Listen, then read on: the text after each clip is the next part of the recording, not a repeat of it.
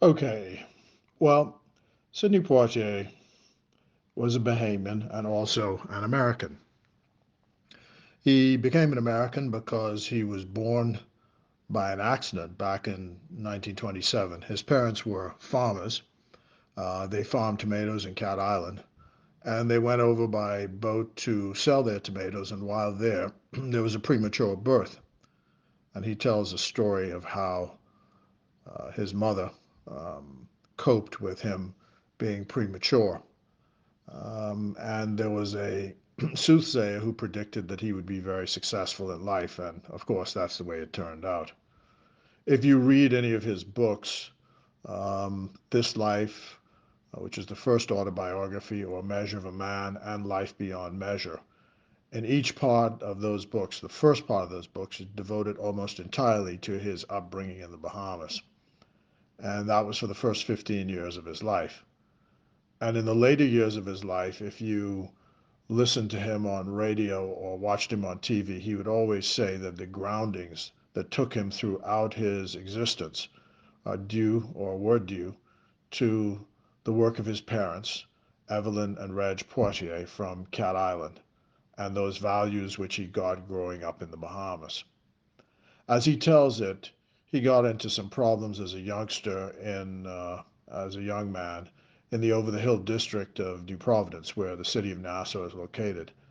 And his parents decided that in order to save him from a life of destruction, they'd better send him away to his brother in Miami, which they did.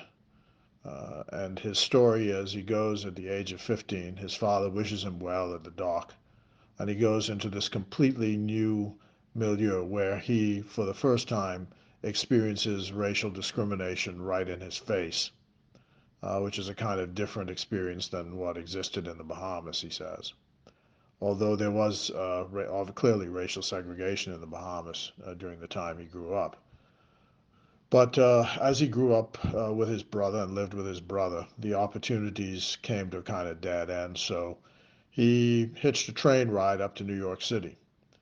And New York City, he worked as a waiter, slept on the rooftops because he didn't have any place to live, taught himself how to read by listening to the radio and also reading the newspaper. And then he attributes it to also to a Jewish chef who he was cleaning dishes in the place that he was working at, and the chef saw him looking at the newspaper and knew he couldn't understand what was there and taught him how to read. And when he spoke about this in his later years, it became quite an emotional moment for him. Um, so that's his young adulthood spent in the Bahamas, and then he goes away and doesn't come back for a long, long time. While he was in New York, he happened into the theater, and his first experience was not too kind because it was clear that he actually didn't know what he was doing, but he stuck with it and eventually emerged as the kind of figure we remember from the movies. He got one part after the next and ultimately appeared on Broadway. Got a Tony nomination, I think in and around 58 or 59, for his performance in Raisin in the Sun. He later acted in the movie. And he was also nominated for an Academy Award in 59, and he ultimately won the Academy Award as the first black actor to do so in 1964. And Oprah Winfrey remembers the moment because she says she was a young girl at the time, and during those times, black people were so rare on television in the United States that anytime some figure of note from the black community appeared on television, the phones would start ringing in the little towns where they lived, and they would say, "Colored people on TV, colored people on TV, colored people on TV." So it was an electrifying moment the night that he won that award. In Nassau, Philip Brave Davis's father, now Philip Brave Davis is our prime minister, was very close to his brother Reg, and he got lost. He told he went missing for a whole week of celebrations because they couldn't believe that Reg's brother from little brother from Cat Island actually won this award. And then of course it moved from strength to strength. in 1967 when he did those three blockbuster movies and became the highest paid actor in the States. This was just a tremendous achievement. He was honored by his home country, by the then government. And of course, the fight for civil rights was going on at the same time. Civil rights in the United States, civil rights in the Bahamas. Martin Luther King Jr. Pays tribute to Sidney Poitier for his work in supporting the civil rights movement, and certainly we in the Progressive Liberal Party, our leader Lyndon Pindling and Sidney Poitier were quite close friends, and he lent both material and financial support to the struggle for majority rule in the Bahamas, which took place on the 10th of January 1967. And there's an iconic photograph of Sidney Poitier sitting on the back of the car with Sir Lyndon Pindling after that victory, the life-changing victory on the 10th of January 1967. Um, and the government changed, and for the first time, people of African descent ran the government in the Bahamas. He actually moved to the Bahamas again for a short while, left again in the early 70s. But as a result of his work as a Bahamian and as an actor, he was knighted by the Queen. It was an honorary knighthood, of course, because he was a U.S. citizen, but when he's in the Bahamas, he's known as the Sidney Poitier. So that put him on again, on a special track for our country. Um, what does he mean to Bahamians? I think the both the older and younger generation have come up with his name looming large over us. I know as a child, my mother, each time a new movie came out, would bundle us in the car and we'd go to what was then the Capitol Theater to watch the movie. And I always, no matter going into my adulthood, and I'm sure that I'm part of a generation that still does that. And we were born in the 50s, and certainly those born in the 60s and 70s, we'd go and see his movies as they came out. And remember, he moved from being an actor to being a producer and director.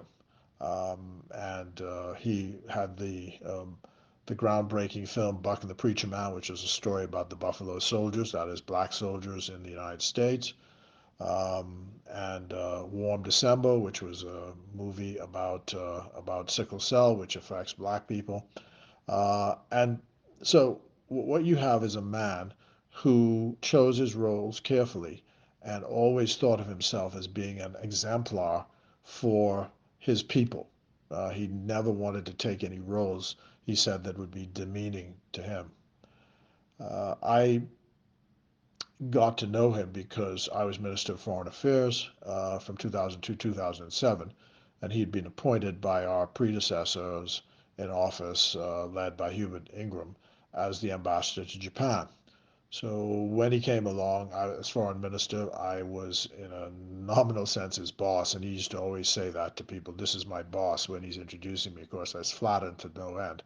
And we traveled quite a bit around the United States and around the world.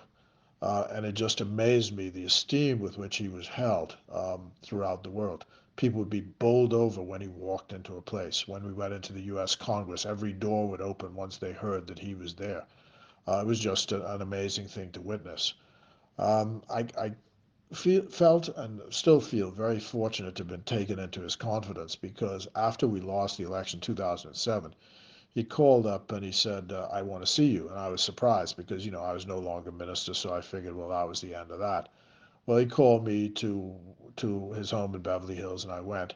And he just took me everywhere with him. I was in his car. He took me to go pick up his driver's license, to go see his accountant, to go see his friends at lunch. And people were just, again, everywhere he went, the doors were opening bold. It was just an amazing accomplishment.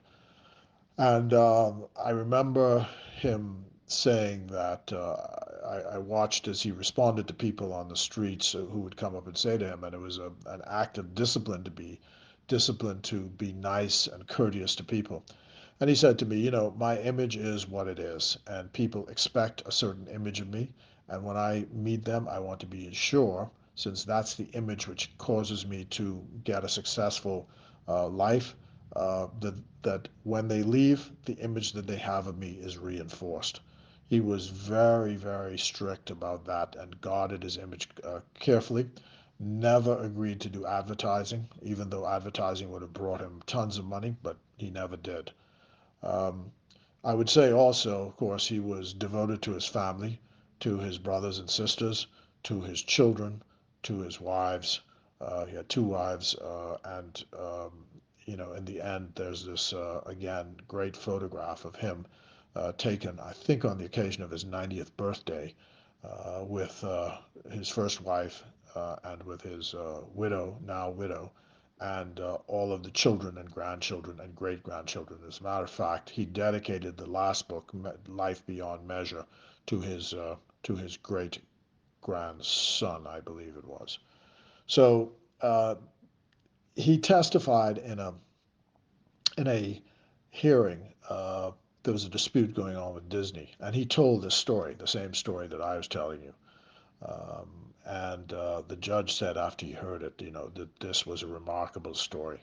And that's what I'd like to leave with you, that it was a remarkable story. You couldn't make this up. We in the government plan to do, in association with the family, of course, something to celebrate his life in the Bahamas. We've been showing the films since he passed away. We'll do so again on the occasion of his birthday in February.